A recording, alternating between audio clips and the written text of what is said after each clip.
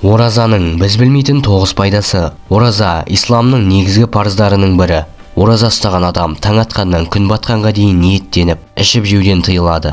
Қасиетті айда мұсылман баласына парыз саналатын оразаның 9 пайдасы бар деп хабарлады Түркістан KZ, Айкын KZ-ке сілтеме жасап. Бірінші, ораза лимфоциттердің жұмысын жетілдіреді, адам ағзасының қорғаныс жүйесін нығайтады, иммунитеттерге қатысты жасушалардың құрамын жаңартып жақсартады.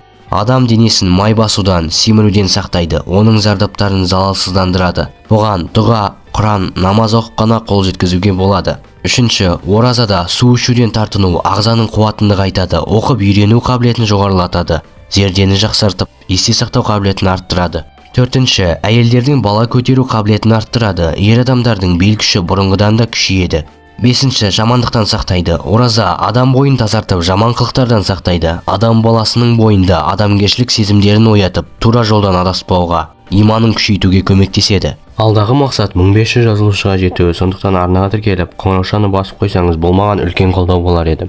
Алтыншы, ораза ырыс-берекенің қадірін білдіреді. Негізі адам баласы өзіне берілген нығмет пен ырыс-берекенің қадірін біле бермейді. Әртүрлі тәтті тағамдарды күнделікті өмірде бейпіл жей берген соң, ауыздан дәмі кетіп, бал болудан қалады. Ысырап қылып, көп нәрсеге қызығып ала береді. Ал күні бойы аш қалып, кешқұрым аузын ашқанда, аузына салған қатқан нанның да қаншалықты қадірлі екенін сезеді.